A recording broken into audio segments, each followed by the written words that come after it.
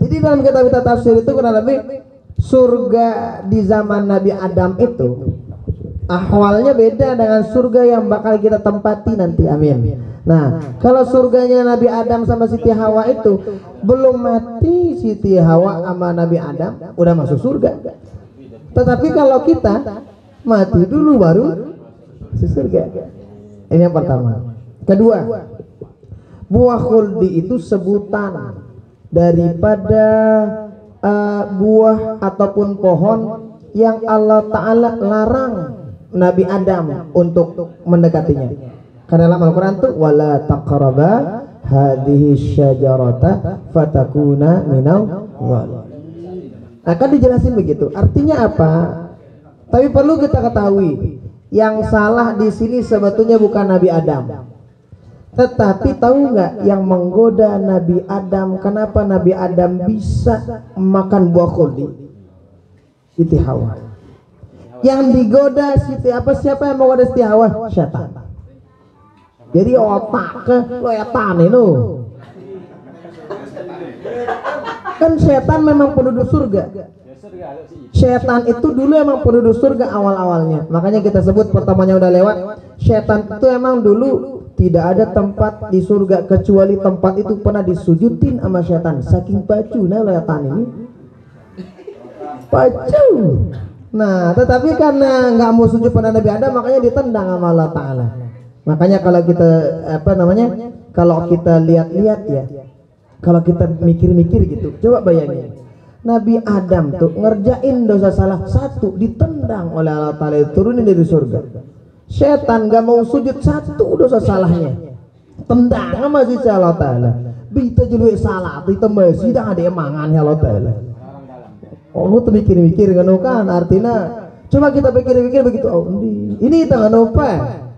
Kita bisa gitu kok begitu, Masya Allah, Allah Ta'ala kok kangen banget sama kita gitu. Ini kita mikirnya kan. Nah, jadi itu kurang lebih. Jadi yang salah sejatinya di sana bukan Nabi Adamnya, tetapi bukan Siti Hawanya juga, tetapi yang salah itu tuh setan yang menggoda Siti Hawa. Siti Hawa kemudian yang menggoda Nabi Adam.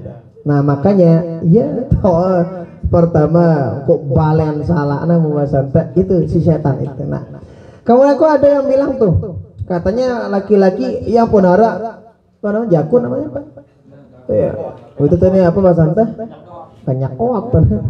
Nah arak kan itu nah baku jendara aduh kendaraan nih arak nih dengarkan wali ada bilang tuh katanya laki-laki tuh Nabi Adam katanya kok di sini gitu nggak sampai bawah bokuldinya makanya begini. Yang perempuan mohon maaf katanya makanya ada dua enggak bukan begitu. Ini pembahasan itu bukan ulama tafsir yang mau begitu. Lagu ini aja dengan nafsir-nafsiran. Versi nggak tahu dan emang kita dengar dari dulu dongan-dongan kadang tale. Cuman itu sekali lagi bukan apa itu bukan tafsiran para ulama enggak. Nah jadi begitu kurang lebih. Jadi iya kan kurang lebih makanya buah khuldi itu kita tahu niku tahu beja kun buah khuldi dan itu mungkin sebutan untuk pohonnya itu aja yang dilarang pada waktu itu. Pada saat itu begitu.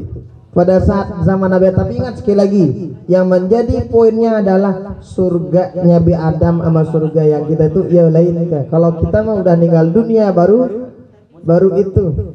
Nah tapi kalau Nabi Adam enggak meninggal dunia dan ada hikmahnya lah. Seandainya Nabi Adam nggak diturunin ya kita mungkin jari kan nggak ada yang mengisi dunia ini walau alam siapa yang isinya gitu. Nah jadi gitu kurang lebih. Dan buah khuldi ini aku tahu di Nara karena walau alam di Mesir enggak ada. Kalau buah tin kan ada. Buah apa Malik sih dalam Al-Quran? Watin wa zaitun ada. Tapi kalau buah khuldi enggak. Makanya dalam Al-Quran enggak nyebut buah khuldi. Yang disebut apa? Syajarah. Syajarah itu apa? Pohon. Pohon secara umum enggak disebut wala taqrabuhul di, enggak ada. Oh dekat jangan deketin khuldi enggak ada. yang disebut wala taqraba hadhihi asyajarah. Nah, makanya disebut secara umum lah di sana. Nah, itu kurang lebih. Pertanyaan berikutnya. Kanggo kata egois. Sada itu jadi semama anak demi martabat sebagai suami. Oh, kanggo ke iya ngono kurang lebih begini kurang lebih. Jadi kalau kita lihat ya, gaya baginda Rasul sallallahu alaihi wasallam bersama istri-istri beliau itu nggak pernah beliau bilang begini, ye nabi kanggo macam-macam ngombe-ngombe pacumbi dibawa naik ke surga ini iya ini enggak siapapun ini enggak siapapun sebagai statusnya di suami nggak boleh bilang gitu. Baginda Rasul nggak pernah bilang gitu. Itu pernah ya suatu waktu ternyata itu pernah sebinian beliau tidak khilaf Sayyidah Aisyah. Jadi Sayyidah Aisyah itu pernah beliau ngambek lah ya, namanya perempuan manusiawi lah. Kalau nggak khilaf waktu itu baginda Rasul sering nyebut Sayyidah Khadijah, kebaikan Sayyidah Khadijah disebut. Istri pertama beliau Khadijah, Siti Khadijah. Mun bahasan terbangane enggak Siti Aisyah. Ya dang disebut mate wadangan ketimal jaran disebut ngena. Bahasan teh. Koi dia aja disebut baru udah meninggal dunia. Setelah itu nyali sebini anak Siti Aisyah. Boleh, benar. Minta izin lah baginda Rasul. Ke kule. Bener nih pas jadi. Ya rapat balik ya. Ke kule ini. Tok dah ngombe akhlak baginda Rasul. Ndek nangana. Ule termatik ndek danang ya nih Abu Bakar. Karena Abu Bakar ya beno. Danang teh gah patong ule. Aku ndek najarang teh katong ule ke danang. Danang.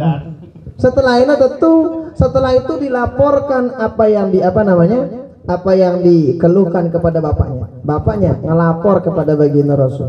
Artinya ngelapor kepada baginda Rasul ini ke dengan cara tadah tapi kan. Nah, artinya baginda Rasul itu tidak pernah begitu menganggap ya bahasan tano dewa nyebut ingano ke julun sedina. Enggak pernah gitu. Nah, maka baginda Rasul cara beliau itu ya membahasan teno nganu cara baginda Rasul mendidik kita. Jadi bahasa kasar kalah menang keh. Jadi ya le Rasul pada kata kalah ngombe. Tapi kan ingat bahwa sebagai seorang istri itu lah bagaimanapun apa itu pasuna ibadah itu pacunya ibadah tetap gitu, walau bagaimanapun tinggi pendidikannya seorang istri, walau bagaimanapun dia taatnya luar biasa sama Allah Ta'ala, tetapi kalau hubungannya sama suaminya nggak baik, itu jangan harap dapat surganya Allah. Ditutup ke Allah Ta'ala rapat-rapat sama Allah kalau begitu modelnya. Nah itu sebagai seorang istri. Tapi ingat, suami yang baik juga nggak pernah bilang begitu ke istrinya. Nah, dewa mana aku ke surga tidak macam-macam. Sama dengan seorang ibu yang baik itu nggak boleh bilang begitu. Karena ada orang kadang kena anak ngombe bagus mek senina mek anak ku surga mek anak ngono itu kadang ini kanggo misalnya rak seinante ngono itu nggak boleh begitu. Nah maka oleh karena itu sebagai seorang suami kita laki-laki itu contoh yang tadi, sebagai seorang ibu nggak boleh bilang begitu sama anaknya. Makanya kita pernah bilang pada pertemuan, mungkin udah atau belum tuh, nanti kalau kita punya anak laki-laki, kita punya anak perempuan, kalau kita ditanya sama anak laki-laki kita atau kita nanya dia, nah apa kata-kata senina singumbi melende, istri yang bagaimana yang kau inginkan? Jawabannya si mau nganu katana kan si marayu nangku no. Ada tano si mara senina tano kan. Kenapa? Saking bagusnya ibunya gitu. Nah, kalau kita tanya, kita punya anak perempuan, kita tanya dia, laki-laki seperti apa yang kau inginkan? Jawabannya mudah bujana sing nganu katana si marayu lama nganu kata. Amin. Yang seperti bapak. Kenapa? Saking bagusnya bapaknya. Nah jadi mana kurang lebih Dosa istri ditanggung suami, mana maksudnya Tatwino? Jadi dosa suami istri benar. Jadi begini. Jadi setelah orang menikah itu dosa istri itu kan anak tono sebenarnya muntah kita ini kesempatan yang balik ini gue doang. Jadi dosa yang bagaimana ditanggung sama suami? Kamu entah kita sebenarnya di dosa tidak mendidik istri. Misal istrinya nggak sholat, misal. Nah istrinya nggak sholat, misal ini istrinya nggak sholat. Kemudian dia nggak pernah ngajar istrinya. Nanti Allah Taala nanya, kan dewi sembayang, dewa ngajak aku, dewa ngajar aku sama mamaku. No, ini gue tak pilih. Ini gue tak. Nah kalau kita udah ngajarin dia, nanti kita ada laporan ke Allah Taala. Wahai tengah jara, wahai tembente, kalau lo ngaji, aku yang mulai babal anak ini misalnya ini apa? Yang mulai ngono hider misalnya selesai tahu jauh itu di hadapan Allah Taala. Ntar kita bilang, wah ngajar lah. Aku yang ngaji lah, aku yang mulai dek kudu belakang ini misalnya jemaah lah akhirat selesai tanggung jawab tahu no. Nah, aku ya ibu suruh one gawe makanya no kanu ke pelih kadang.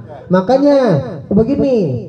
Makanya gaya baginda Rasul itu nggak pernah beliau menyuruh pembahasan sekedip beliau menyuruh. Beliau itu kalau kita lihat tuh dalam Al-Quran bahasanya apa? Laqad kana lakum fi Rasulillah uswatun hasanah. Contoh yang baik. La uswatun hasanah. Jadi baginda Rasul itu contoh yang baik, artinya apa? Baginda Rasul itu ya lebih banyak memberikan contoh daripada memerintahkan. Iya artinya apa? Baginda Rasul itu beliau dulu yang melakukan perbuatan itu, baru contoh si sahabat. Ndek na pesuruh udah ngaku ya ndek gawe ke. Karena baginda Rasul. Jadi dilakuin dulu ya karena muntah ngajar babea, itu kita kasih contohnya nggak usah banyak ngomong. Kasih contoh aja. Pada masih itu kadang anak Jerry, mohon maaf. Narak misalnya beji-beji keretang penyumpaan tak salah yang. Nih penyumpah babea ini lagu arak dengar mungkin taisin kiri kanan balik atau barang baru inomian. Jadi, nah jadi